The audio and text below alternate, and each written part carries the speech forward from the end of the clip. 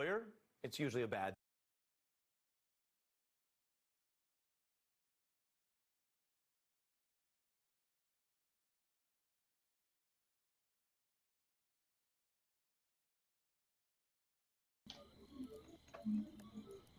Got him.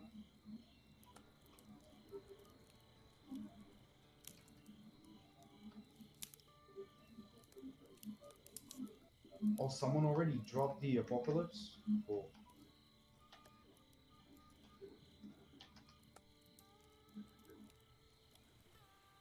Please, very cool.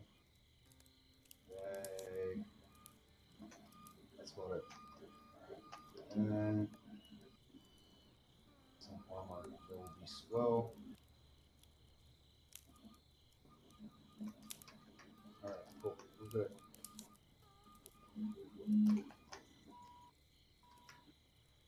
Oh, I got your souls as well. What did you have? Oh, you got Oxy. Very cool. Alright, we're good.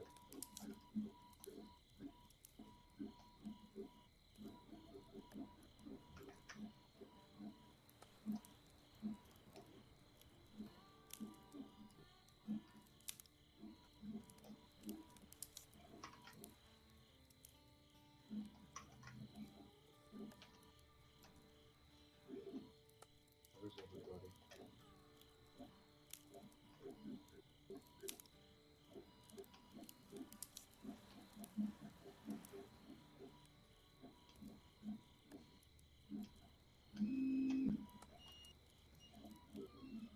Oh, no, no, no, no, you fuck! You absolute idiot.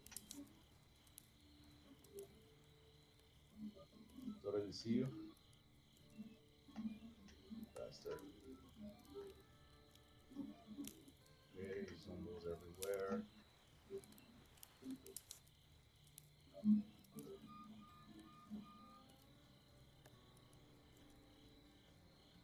Oh, there's the guy, there's the guy.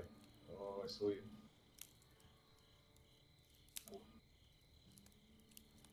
Is he gonna try to approach me? Probably.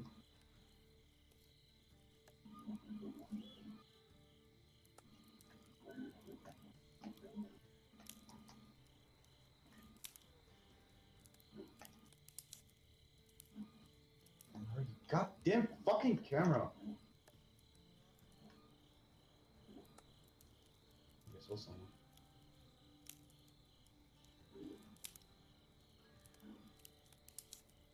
Yeah, there we go, down in the bushes, bitch, you dead.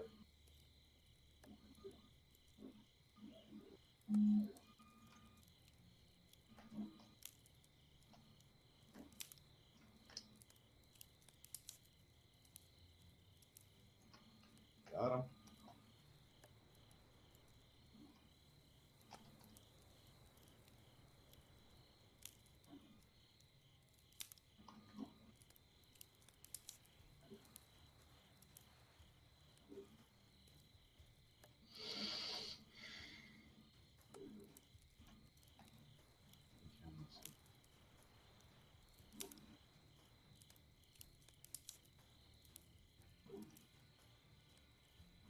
Oh, who's that?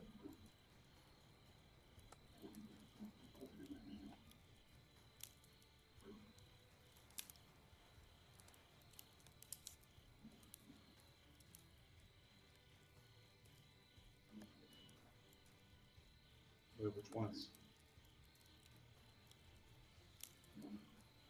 Who? What? Oh, Tulsi, man. Definitely Tulsi. Definitely, man.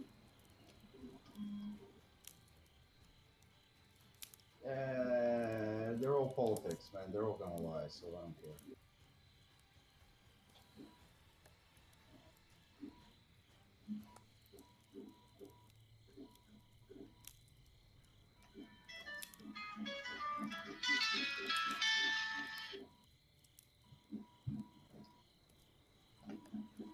Alright, so 6 people left. Very cool. Drop my zombos. Oh shit, and I have 660, so I can drop it again. 5 minutes. Very peculiar. Very cool.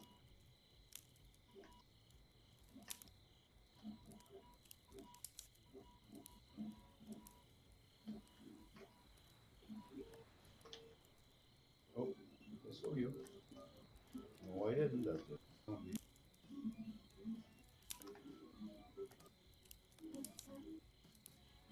Dude, the scraping of the printer is just horrible.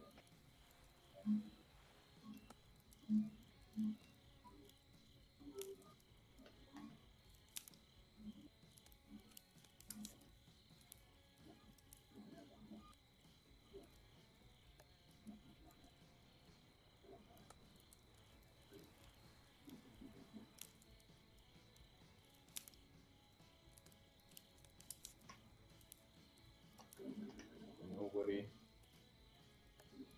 Problem.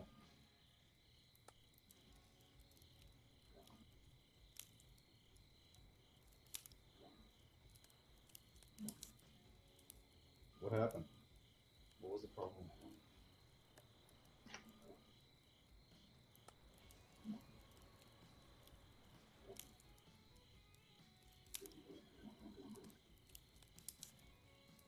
Oh, bitch, I fucking did see you, bro, didn't I?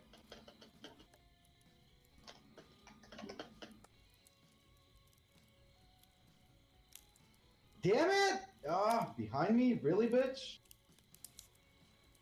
Ah, got just 3 kills. Alright, let me see the printer, and I'm gonna take a quick call. Be right back.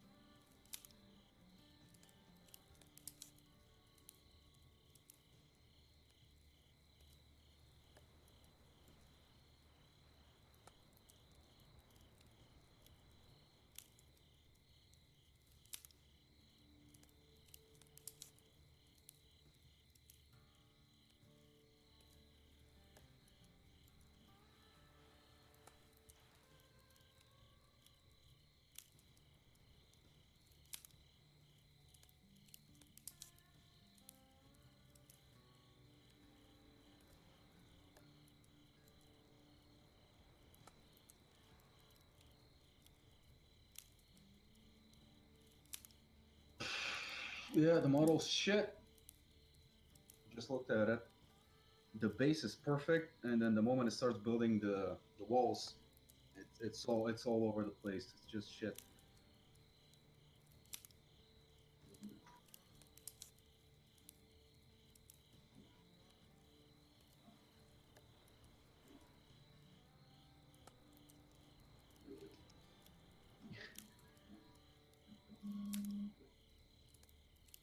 Well, if I manage to figure out one,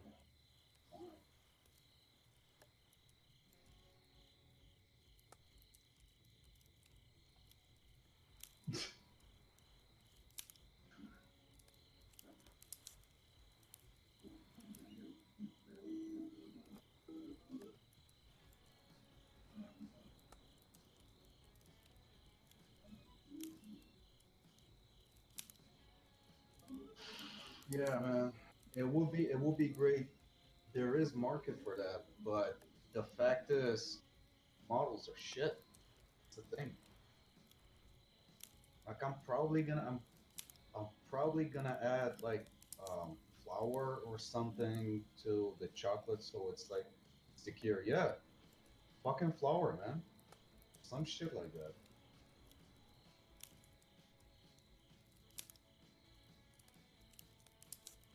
Oh yeah, definitely.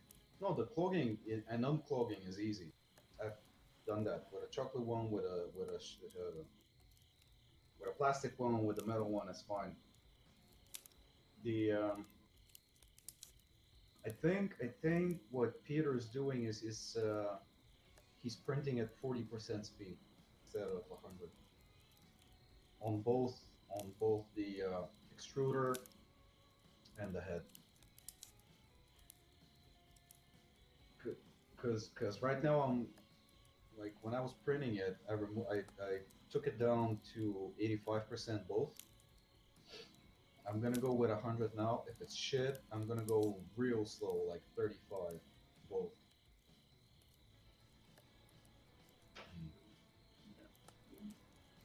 Which is even more annoying because if it starts working decent enough at 40, this means that a model that is usually usually requires 40 minutes to print, it's gonna be like 3 hours.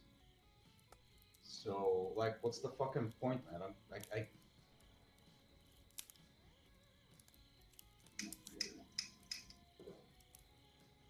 alright, man. I'm starting a new game.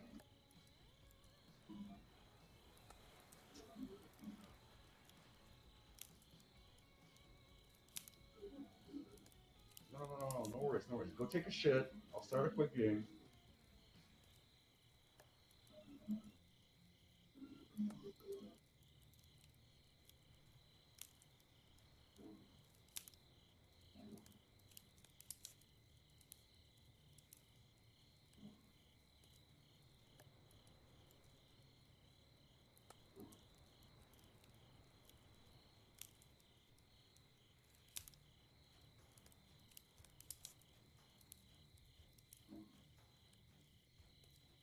Cool.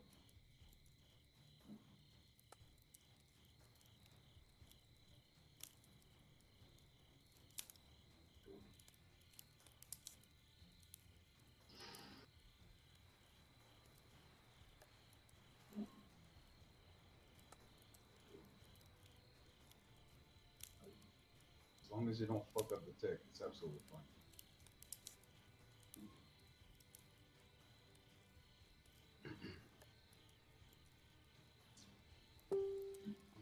I'm eating my breakfast, lunch, and dinner in front of the computer. I really don't care. Back in the days in high school, I was very hooked on Counter Strike, and this chick, one of my girlfriends, we were like together for about a year and a half. At some point, I shit you not, she was sitting on like I was pumping her on the table, and there was a keyboard and a mouse behind her and the monitor, and I was playing while pumping her, playing Counter Strike. I was getting good stats. She loved it. So it's doable as long as you're brave enough.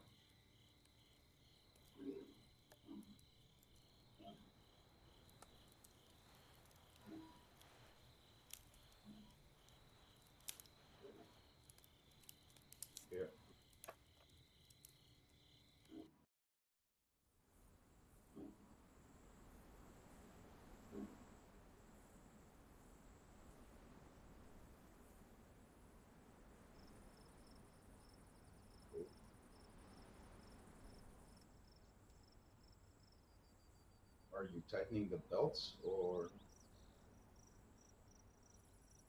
Mhm.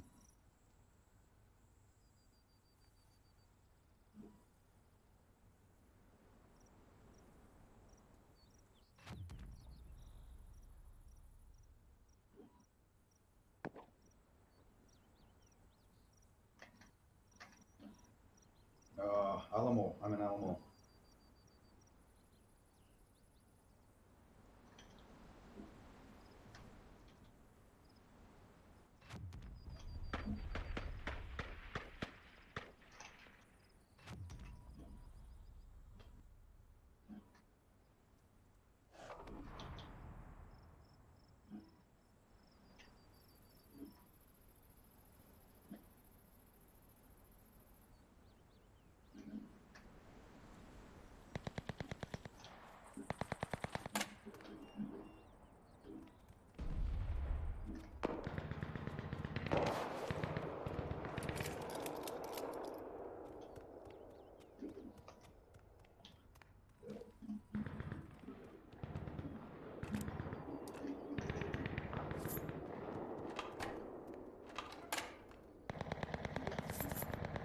Got a lot of coins.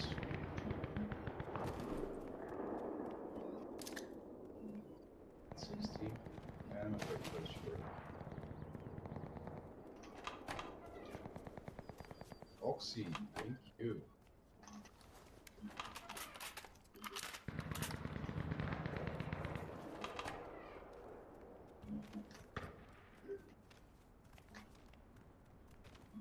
Whatever.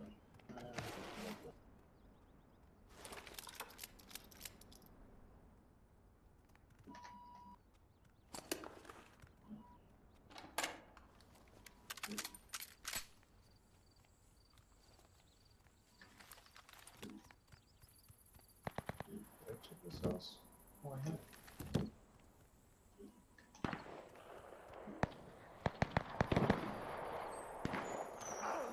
Later. Oh, so someone. Give me a second. Fuck someone up.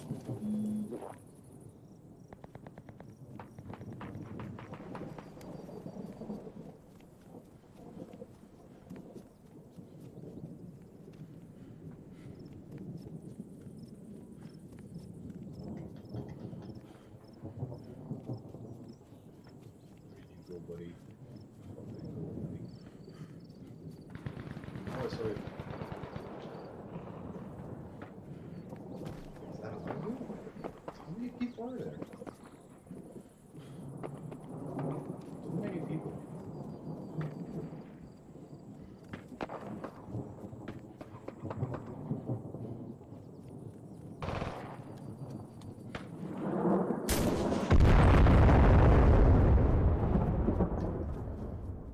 Oh shit! It's literally right next to me. The fridge that fell.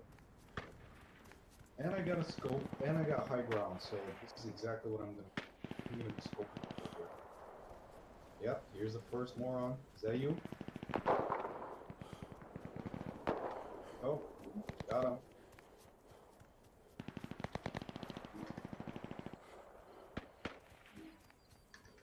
I think someone's shooting at me.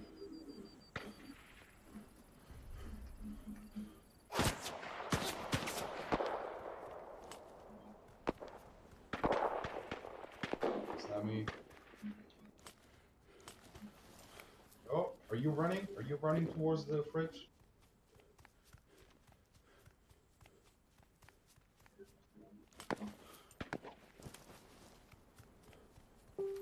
I'm on the third floor. Again, I'm shooting. There's not a fridge in DC. Yeah, there's not a fridge. I'm shooting, man. I'm shooting.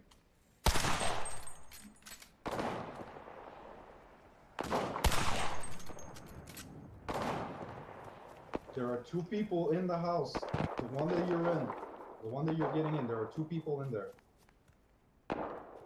And I tagged both of them.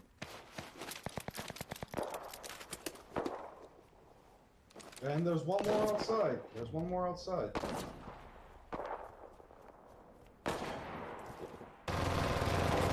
Came out. There you go. And there's one more coming up. I got him.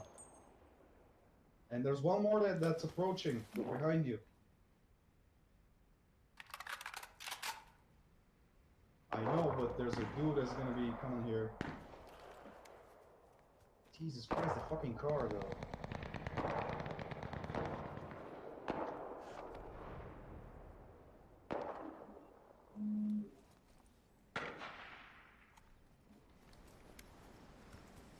Okay. No worries. Oh, there's a dude approaching from south. Yourself. I don't have any bullets, man. Like, I can't scoop from there. Alright, fuck it. I'm coming down. Jesus Christ, it's like 6 people. Everyone's gonna be piling up on this fucking car, man. There's a dude on the roof. Is that you on the roof? Alright, keep me safe. Keep me safe. Got bunnies. One more flare gun. Where's the fucking Mushina? Knees. Let me get the knees. Please don't fucking kill me. Please don't fucking kill me. Alright. Fuck it. No, I'm below you. No, I'm in the house below you. Dude, the fucking car though. I'm bullshit. Okay. Alright, stop the car. Alright, cool. I'm on the roof. So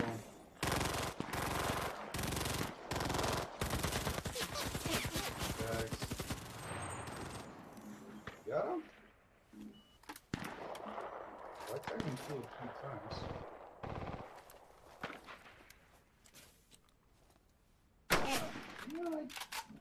I tagged him a few times. What happened?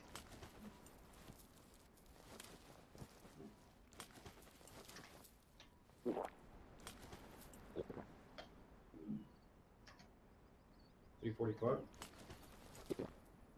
Where?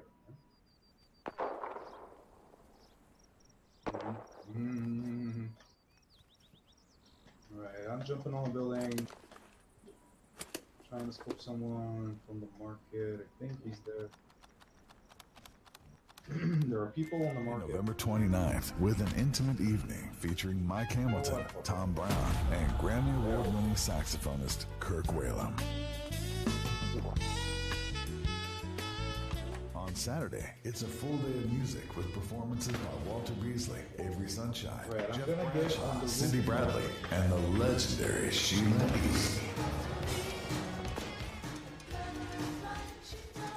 Building a legacy of great jazz in Austin. For tickets and information on VIP experiences, visit AustinAreaJazzFestival.com.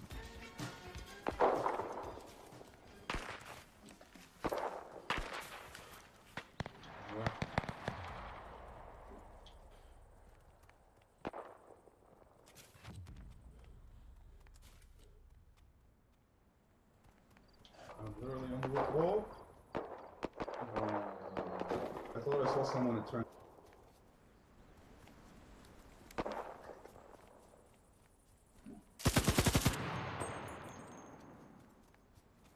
Good man. I don't have a scope though. I only have the PPD.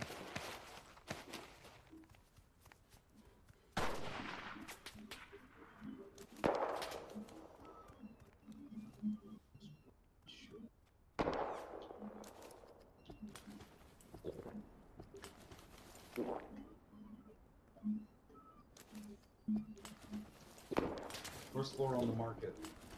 Nice. Scope. Go.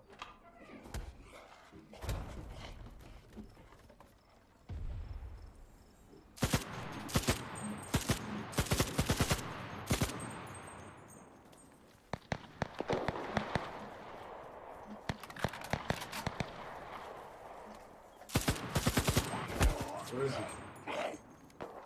Oh, I saw you. Zombies behind you? Is that you? Someone's shooting. What's wrong?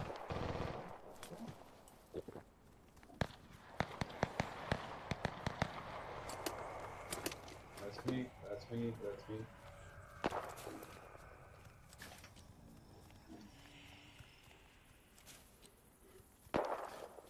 Oh shit! Very close. 60. No,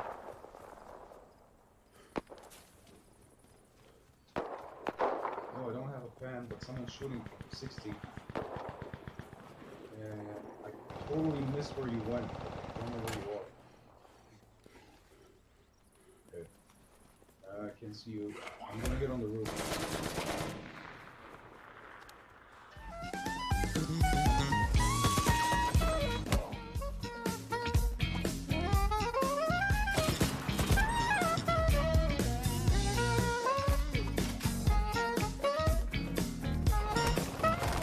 Oh shit! Sorry, sorry.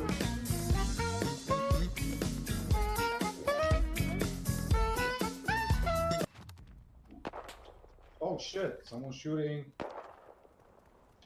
Yo, we gotta go. We gotta go to the other house. We gotta go to the other house.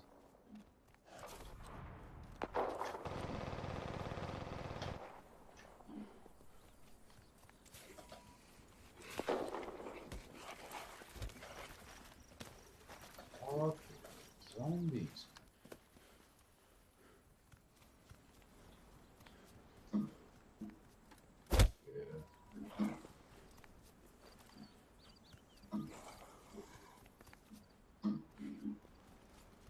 I'm on the roof of the first house. Okay.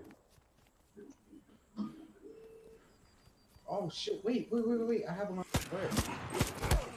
No, I got the ammo. I don't have the gun. Damn it!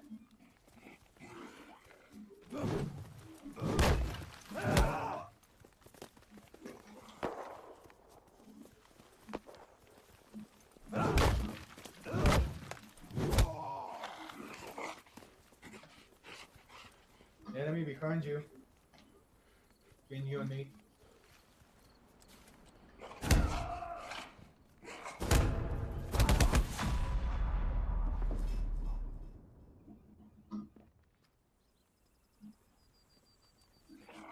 I saw that. I saw that. I saw that. I'm gonna try to avenge you.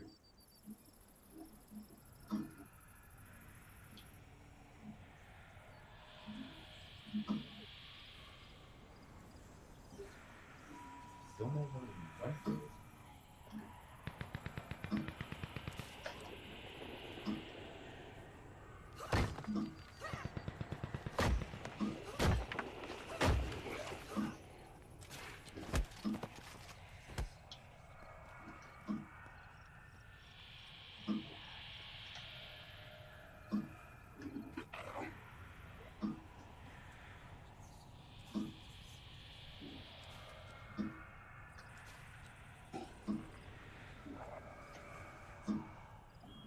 Where the fuck did he go?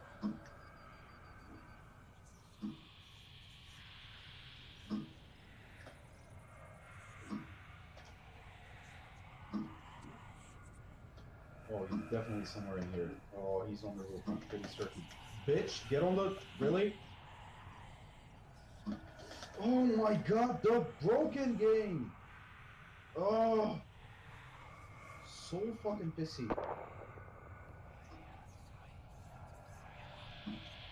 Finally. Finally. Oh.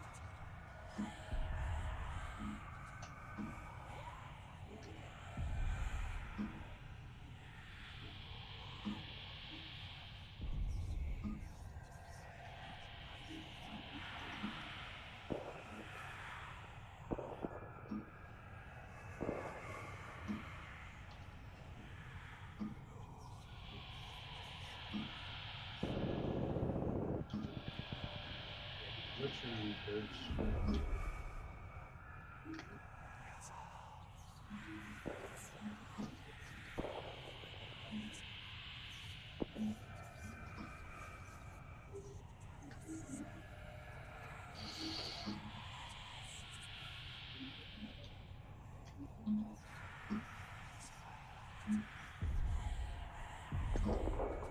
Damn it, he got me with a Springfield.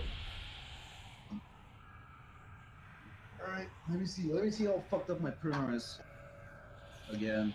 Like, I'm gonna get very chubby though. I keep eating every model that doesn't come out. Alright, give me a second. I commanded forces, as Martin pointed out, in Iraq, in Syria, in Afghanistan. I tried to bring some peace and order to places with no organized government, chaotic and warring factions, irrational fears, and toxic hatred. It was hard work, but it wasn't until I started working in Washington, D.C. that I realized how easy I had it overseas. A lot of chocolate? Really? Now, this won't be news to anyone in this room, but we're going through a tough, highly partisan time here in our country. And I've never been much for partisanship. I've always believed in bipartisanship, and the greatness of our country lies in teamwork. And my record on bipartisanship is clear. After all, I've reportedly been fired by presidents of both parties. I will stand on that record. As many of you know, Donald Trump nicknamed me Mad Dog. But these days, I've turned over a kinder, gentler leaf. And I like to think of myself as less of a mad dog and more of an emotional support animal. And that's really great because now the airlines let me fly for free. But Cardinal Dolan, I am grateful you invited me here. Frankly, Your Eminence, after some of my public remarks, I don't get invited to speak in front of polite company anymore. So I think my presence here is probably proof of the Cardinal's generosity of spirit and the boundless forgiveness of God that I could be here with you tonight. It's been a year since I left the administration. The recovery process is going well. The counselor says I'll graduate soon. A year is, according to White House time, about 9,000 hours of executive time or 1,800 holes of golf. And that's given me some time to reflect and to think about what our country and about our country and where it's going. And that's what I want to talk about tonight. I wanted to reflect on the legacy of Al Smith, showing affection to the children as they are helped into adulthood in what remains the greatest country, most promising country, most wonderful country on earth, and our responsibility to that generation. As I studied Al Smith, I had to look him up and learn more about him. I found what we find in many great leaders, Abe Lincoln, FDR. It's a focus on making our country a little better when we hand it to the next generation and having a nonpartisan approach to team building. Your Eminence, when we spoke on the phone, you noted that we meet in the spirit here tonight of unity and friendship, patriotism. And so I turn to history, for we've been through tough times in the past in our country, and often in history I have found the way forward. Are you kidding me? It's tempting this evening to look back exactly a century to 1919, the year that Alfred Emanuel Smith first took office as governor of New York. His nomination as the Democratic Party's candidate for president, the first Roman Catholic to be nominated for that office by a major party, still lay 9 years ahead. It was in many ways a troubled time. Anti-immigrant fervor ran high. Political corruption made national headlines. The glitz of the jazz age was real, yet working and living conditions for much of the American population were abysmal. The country was enjoying an economic boom, but a storm was on the horizon. So there's a certain resonance here with today. Tonight I'd like to recede even further into history to 1838 into Springfield, Illinois. There, an organization in Springfield called the Young Men's Lyceum, which Abraham Lincoln's friend William Herndon once described as a society which contained and commanded all the culture of that place. Sort of like this gathering here this evening, except it didn't have the ladies who were the better half. That month was January, and Lincoln himself was just shy of 29. Violence by supporters of slavery had shattered the state and the nation.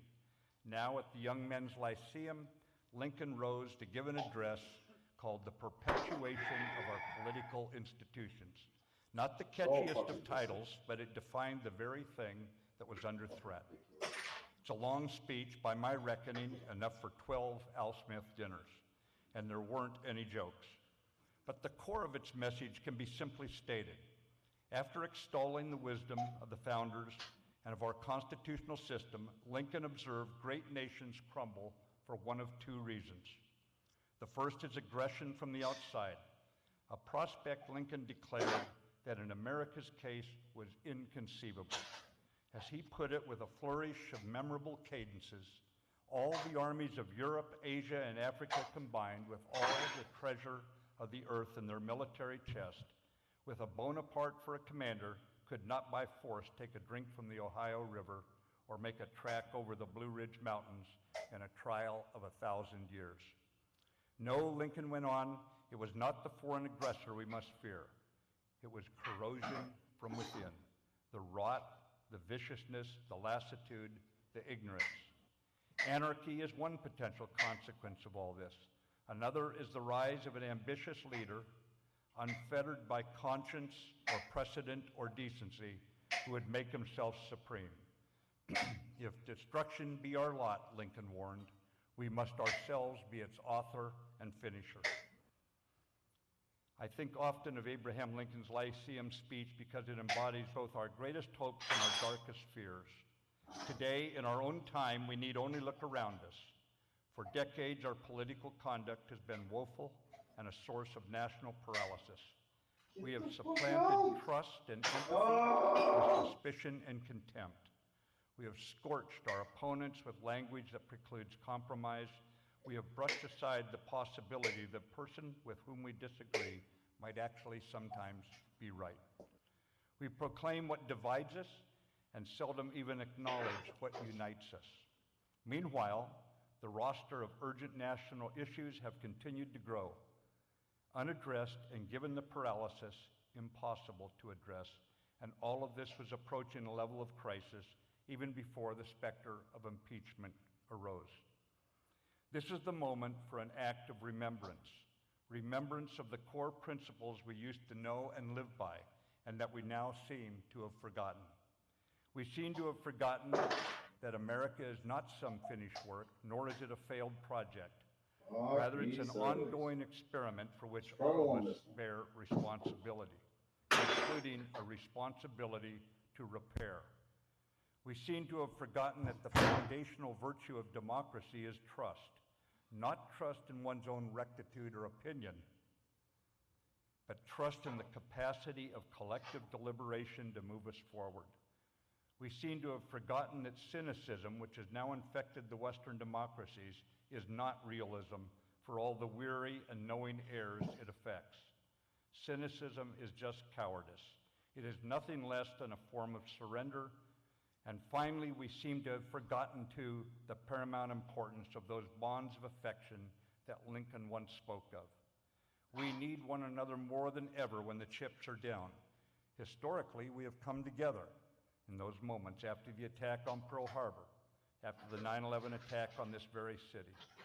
The surest path to catastrophe is to ignore our better angels and sever those bonds of affection. As you know, it was my privilege over a period of 4 decades to wear the uniform of the Marines, and I can tell you it's a much more comfortable uniform than the one I'm wearing tonight.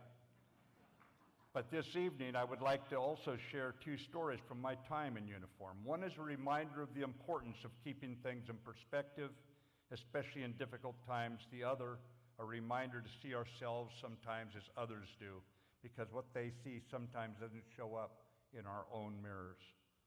The first story comes from April of 2004 in Iraq, outside a city where insurgents had taken control.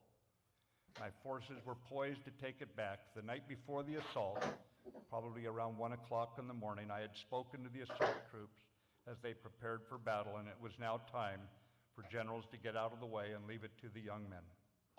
Afterwards, When one Marine thought I was out of earshot, I heard him ask his squad leader, "Do you think it's going to be tough?" And the squad leader replied in a corporal vernacular that I won't quote verbatim, but he said, "Hush and get some rest. We took Iwo Jima. Fallujah won't be nothing." You out there? I think of those words as I look at the responsibilities that we Americans must shoulder now, shoulder today. We have succeeded against greater odds. We wring our hands about the condition of the country, yet we're not facing the Civil War or the Great Depression. It is hard work to make our democracy work, and indeed our Constitution was designed to make it hard. But hard it might be, it is also noble work, for we're building a country here. And my second story also comes from Iraq. One day we apprehended an insurgent in the act of planting a mine on a major road. In fact, it was a road I'd just driven on. Now a prisoner, bound hand and foot, the Marines brought him to me because they were surprised to find that he spoke English. He and I talked for a bit, and I made clear he was lucky to be alive and that he had an orange jumpsuit in his future. He was, no two ways about it, the enemy, at least when he was doing his day job or his night job. America in his mind was the great Satan. But before he was loaded onto a truck to be taken off to confinement, he said, "General, can I ask you something?" And so I stopped and waited for him. He said, "If I behave myself, if I'm a model prisoner, is there a chance that my family and I can immigrate to America?" Now think about that. I wasn't going to sponsor him, but his words offered a reminder to me. His words reminded me how America is still viewed in the world. Even among those who profess to hate it, America remains a power of inspiration in their lives as well. They see our freedoms and our vitality, our long tradition of democratic government, our chaotic and exuberant culture, and they want in. I often wish that we Americans could see ourselves through foreign eyes. It would remind us of our great good fortune and of the good things that we have in common, the good things we too often take for granted. Would remind us too of the precious deposit of freedom and the faith in our founding principles that have been passed up to now from generation to generation. That is what the 29-year-old Abraham Lincoln wanted to remind his own audience at the Young Men's Lyceum. And he called on his listeners to renew their commitment. He said, "Let every American, every lover of liberty, every well-wisher to his prosperity, swear by the blood of the Revolution never to violate in the least particular the laws of the country and never to tolerate their violation by others." In 1782, in Alexander Hamilton's last letter to his comrade in arms, Lieutenant Colonel John Laurens, he wrote, "We have fought side by side to make America free. Let us hand in hand struggle to make her happy." Now, Laurens died in one of the last skirmishes of our long, seemingly endless war for independence, never seeing the happy country for which he gave his life. We owe him a debt, as we owe a debt to all who have fought for liberty, including those who tonight serve in the far corners of our planet, among them the American men and women supporting our Kurdish allies. The phrase,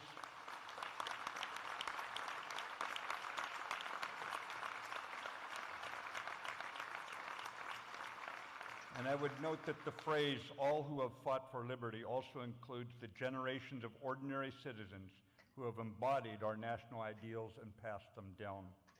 In Springfield, Lincoln invoked biblical language to describe how the power of this common spirit protects our nation. He said, "As truly as has been said of the only greater institution, Your Eminence, the gates of hell shall not prevail against it." So, ladies and gentlemen, with malice for none and charity for all, let us restore trust in one another. Thank you very much. A stunning admission from the president's acting chief of staff today bolsters the case that the president leveraged a U.S. ally for political purposes. It was in a press briefing today that Mick Mulvaney said Trump froze U.S. military aid because he wanted an investigation involving a DNC server and the 2016 campaign. undercutting the president's denial of a quid pro quo with Ukraine. Specifically, Mulvaney said that aid was withheld in part because of Trump's concerns about a missing DNC server that, according to an unproven conspiracy theory, is in Ukraine, and that the Ukrainian government tried to interfere in the 2016 campaign here. Here's what Mulvaney said today. Did he also mention to me in the past the corruption related to the DNC server? Absolutely. No question about that. But that's it. And that's why we held up the money. Now, there was a report. So the demand for an investigation into the Democrats was part of the reason that he ordered to withhold funding to Ukraine. The look back to what happened in 2016 certainly was part of the thing that he was worried about in corruption with that nation. And that is absolutely appropriate. Withholding the funding. Yeah. To be clear, what you just described is a quid pro quo. It is funding will not flow unless the investigation into the Democratic server happened as well. We do that all the time with foreign policy. And I have news for everybody. Get over it. There's going to be political influence in foreign policy. Now, what Mulvaney is referring to, the idea that Ukraine is holding a missing server, has been called, quote, completely debunked by Trump's own former Homeland Security director, who has also said that he personally warned Trump to drop the matter. It was one of two politically motivated requests Trump made of Ukrainian President Zelensky in July, the so-called favor that's now at the center of the ongoing impeachment inquiry. What Mulvaney said today could carry big implications for the president, and clearly alarmed. Trump's outside attorney said in a statement today, the president's legal counsel was not involved in acting Chief of Staff Mick Mulvaney's press briefing. And then just an hour ago, Mulvaney tried to take it all back. In a new statement, he said this, quote, there never was any condition on the flow of the aid related to the matter of the DNC server. Problem is, that would seem to be a contradiction of what he said just hours earlier. Did he also mention to me in the past the corruption related to the DNC server? Absolutely. No question about that. But that's it. And that's why we held up the money. But to be clear, what you just described is a quid pro quo. It is funding will not flow unless the investigation into the Democratic server happened as well. We do that all the time with foreign policy. Now, this comes as a key witness in the impeachment inquiry today pointed a finger at the president himself. Gordon Sondland, the U.S. ambassador to the EU, told Congress in his deposition that President Trump directed him to work with Rudy Giuliani to push Ukraine to deliver dirt on Trump's political opponents.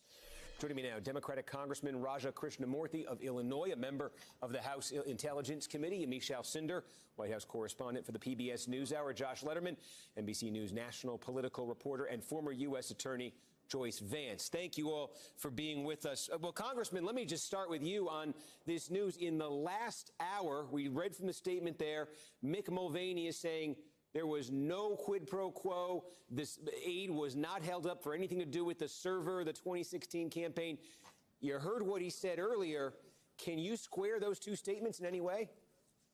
No, I think that he was telling us what really happened in a candid moment earlier today, and it was a brazen admission. It wasn't just an admission. It was one of those, deal with it, get over it types of issues. And so I think that's really what happened. It really resembles that text exchange back between, I think Sondland and Taylor. Remember when Taylor says, are you conditioning the military aid based on political investigations? And he says, call me. And then he comes up with some answer later on. This is the type of situation that leads one to believe that there's more there in the whistleblower complaint. And we need to pursue this investigation as vigorously as possible at this point. Yamiche, take us behind the scenes, if you will. Was the White House ready for Mulvaney to come out and say what he did this afternoon, or did he take them by surprise with that? And then what happened between that statement this afternoon and what he's now saying tonight? Mick Mulvaney's briefing was a surprise addition to the White House's schedule today, and it was pretty surprising for him to say that out on the podium today, saying that in fact, President Trump was interested in getting information on the DNC and wanted to pressure Ukraine to get that for in exchange for military aid. Now, after Mick Mulvaney said that, there was a lot of backlash, including inside the Trump administration. I had a senior Department of Justice official say to me, we had no idea what Mick Mulvaney is talking about. The DOJ is not aware of any sort of withholding of military aid that has anything to do with the DOJ investigation. Then you have Rudy Giuliani. I was texting with him. He said, I also have no idea what Mick Mulvaney is talking about. So in that span of time, Mick Mulvaney was really getting pushback from people close to President Trump. Then he came out with a statement to try to reverse himself. The problem with Mick Mulvaney's statement is that we have him on camera. So now what you have is the acting chief of staff really saying contradictory things that make President Trump look as though he was really going after a quid pro quo. So the way that this White House usually functions, someone usually gets punished for that. I'm not saying that he's going to lose his job, but I can imagine that the president is very angry with the performance of Mick Mulvaney today. And Joyce Vance, you also had that statement from the president's outside attorney, from Jay Sekulow, also trying to create distance with what Mick Mulvaney had said this afternoon. What did you make of that? So I make of the distance that Sekulow is trying to create, much like what I make of the distance others are now trying to create. Everyone knows that this was a bombshell. There are some things that you just can't unsee once they happen. Mulvaney acknowledging publicly that there's a quid pro quo and telling people to deal with it had such a ring of truth to it. You know, prosecutors are used to dealing with contradictory statements. Mulvaney speaks candidly, not really thinking about it deliberately. It has the ring of truth. And then later we have this carefully crafted effort to walk it back. It's pretty clear which one of those statements has the ring of truth to it. And now Sekulow and everyone else will try to find some way to distance themselves, because what they don't want to have to do is start to defend the fact that there was a quid pro quo. They've got so much stake built up in defending the fact that there wasn't one. It's hard to defend a quid pro quo here because it's a crime. Well, Trump's push for Ukraine to investigate a discredited conspiracy theory about 2016 was the first of two requests he made of President Zelensky. The other was for dirt on Democratic frontrunner Joe Biden and his son Hunter. Yet Mulvaney tried today to strike a difficult balance, insisting that the freeze on military support was only linked to one and not the other. So you would say that it's fine to ask about the DNC, but not about Biden? That did not happen here. No, but I would ask you... No. On the call, the president did ask about investigating the Bidens. Are you saying that the money that was held up, that had nothing to do with Biden? No, the money held up had absolutely nothing to do with Biden. Yeah, Josh, again, confusion here just based on where the day is ending in terms of the statement from Mulvaney. But this afternoon, it sounded like he was trying to create a distinction, sort of saying there's a legitimate quid pro quo if you're talking about investigating the origins of the Russia investigation, the 2016 campaign, and illegitimate if it involves the Bidens. Is that the distinction he was this afternoon trying to create?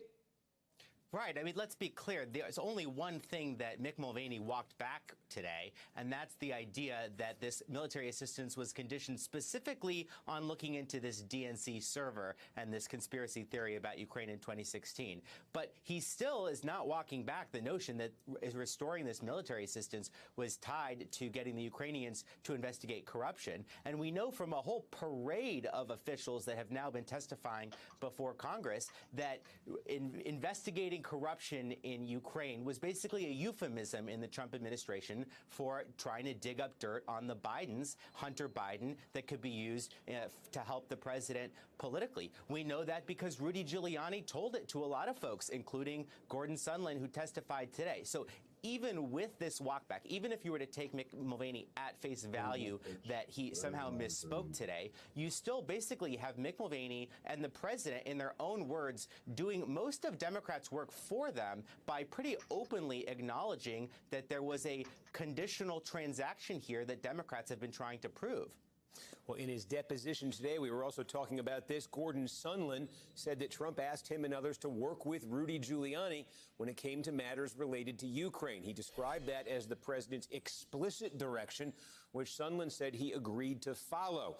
Sondland says that Trump withheld a presidential phone call or White House meeting until Ukraine issued a public statement committing to the investigations he was seeking. When it came to that statement, Sondland says that Giuliani, quote, specifically mentioned the 2016 election, including the DNC server and Burisma, the company linked to Hunter Biden. Sondland says he went along with the plan, even though he believed a meeting between Zelensky and Trump should be scheduled without any preconditions. Through all of this, Sondland said he understood that Giuliani spoke for the president, yet he said that at the time he did not know what was afoot. Quote, I did not understand Giuliani's agenda might have also included an effort to prompt the Ukrainians to investigate Vice President Biden or his son. Congressman, I saw one of your colleagues on our network a short while ago, Peter Welch from Vermont, say that it was his impression that Sondland had been duped by Rudy Giuliani and the president. Do you agree with that assessment?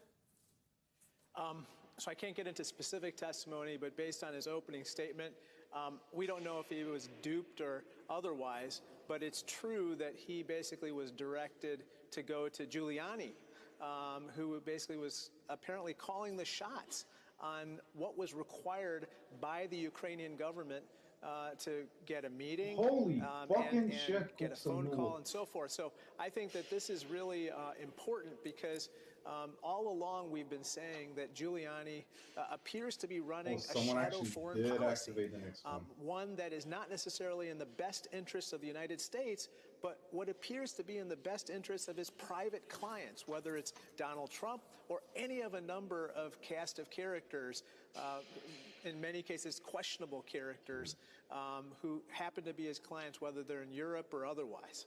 Let me just follow up on that, because this has been the testimony that certainly has leaked into the press that we've been talking about before your committee over the last few days continues to point to this idea of a shadow foreign policy when it came to Ukraine being run from Rudy Giuliani. Mick Mulvaney was also asked about that today. He said his response was, you may not like that Giuliani was involved, but the president gets to set foreign policy and he gets to choose who to do it. What do you say to that? That's fine. He can choose whoever he wants to be his foreign emissary. It's what they do. If they are basically acting in the best interests of the United States in accordance with our foreign policy interests, that's one thing. But if they are acting not in the public interest, but in favor of an individual or a client at the expense of the public interest, that's another altogether. So, for instance, with regard to Ambassador Ivanovich, he publicly was trying to get rid of this ambassador. And at the same time, he has these clients, now we know them to be Fruman and Parnas, who were recently indicted, who had reasons for this person to be removed. And so this is very bad, to say the least. It's very disturbing, and it just prompts us to ask more questions and interview more witnesses and review more documents. Yamiche, there's also a bigger picture question about the confusion today. Mulvaney taking folks by surprise, walking it back, what you're saying you're hearing from folks around Trump. Does that point to a larger issue in the White House about how prepared or unprepared they are for what's required during an impeachment inquiry like this? Well, the White House has really been trying to develop its impeachment inquiry strategy, but they haven't really settled on anything. At one point, they were trying to hire former Congressman Trey Gowdy. Then the president was surprised by the fact that he couldn't start until January, which is going to be well into the impeachment inquiry. So what you have is a White House that's still really trying to formulate itself. And I've been talking to attorneys that worked for Bill Clinton back when he was going through an impeachment inquiry and an impeachment process, and they said that White House had a very clear strategy. They hired outside lawyers. They had a messaging strategy. They also made sure that Bill Clinton wasn't really thinking about the impeachment inquiry, that they were trying to keep him really busy with other work. What you have is President Trump really laser focused on this and everyone around him really trying to defend him. But what you see today is Mick Mulvaney trying to defend the president, but then really making this surprising announcement that the president was trying to withhold military aid from Ukraine because he wanted them to look into the DNC. So because of that, you have a really scattershot scattershot strategy that seems to at least not be working for the White House very well. But of course, President Trump did say today that he was happy with Mick Mulvaney's performance. So at least on the surface, the White House is saying that everything's going well, but that just doesn't seem to be the case. Hey there, I'm Chris Hayes from MSNBC. Thanks for watching MSNBC on YouTube. If you want to keep up to date with the videos we're putting out, you can click subscribe just below me, or click over on this list to see lots of other great videos. On this head-spinning day of breaking news in the impeachment inquiry into Donald Trump, and the stunning admission from President Trump's acting chief of staff, Mick Mulvaney, that despite the president's repeated public denials, the White House did, in fact, hold up nearly $400 million in military aid to Ukraine, conditioned on our ally undertaking an investigation into the Democrats and the 2016 campaign.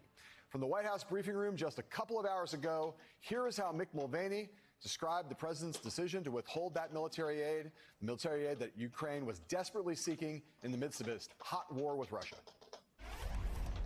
Did he also mention to me in the past the corruption related to the DNC server? Absolutely. No question about that.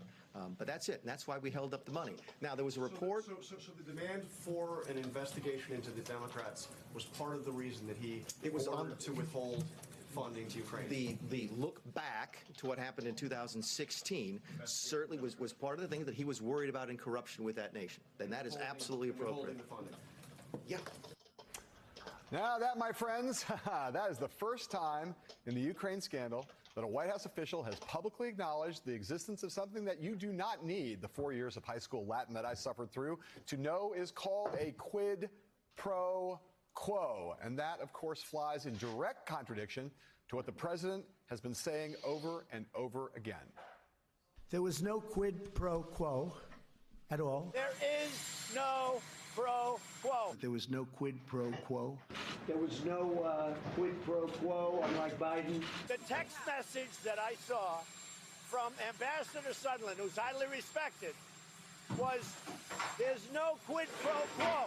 He said, by the way, there's no quid pro quo, and there isn't. There was no quid pro quo. There was nothing. Oh, there's a quid pro quo, all right. And the glaring contradiction and conflict between the president and his chief of staff is just the latest damning development in the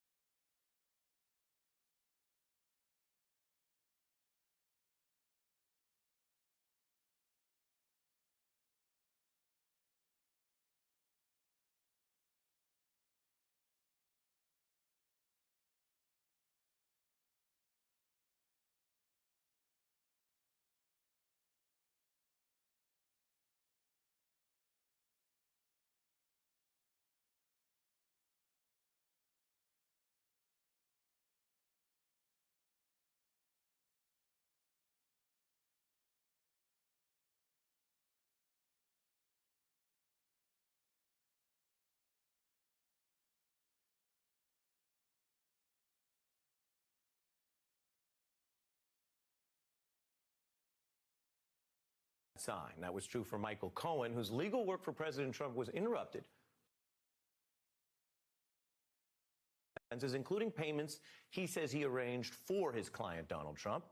Cohen, vacating his work as a personal lawyer and self-declared fixer for Trump, left a hole filled by several lawyers and filled most loudly by Rudy Giuliani, who is now under criminal investigation by the same office that, one, indicted Cohen, and two, was once run by Rudy Giuliani.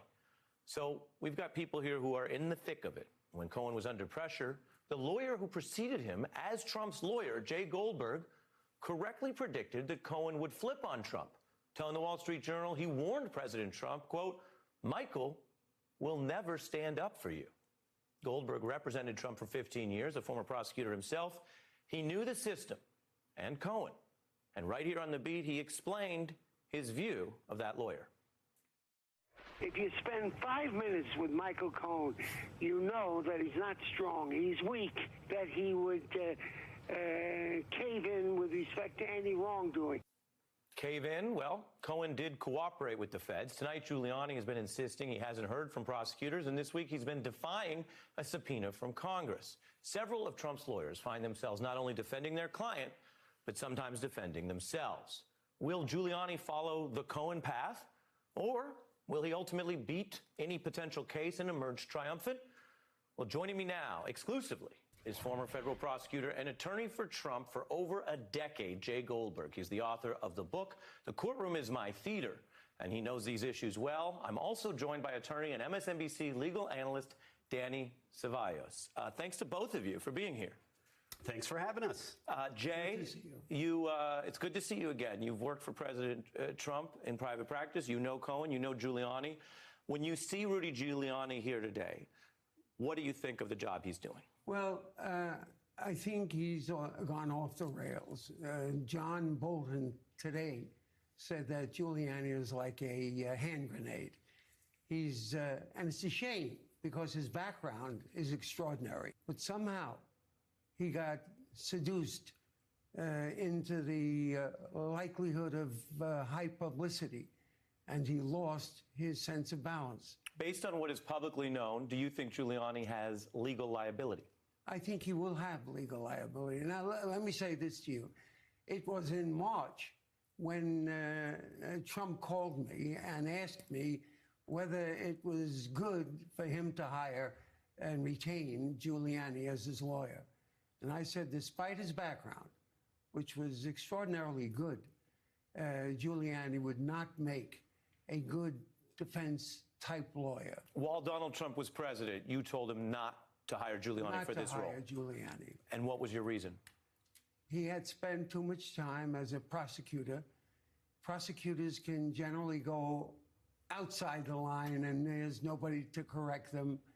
He wouldn't be careful defensively to see that Donald was protected.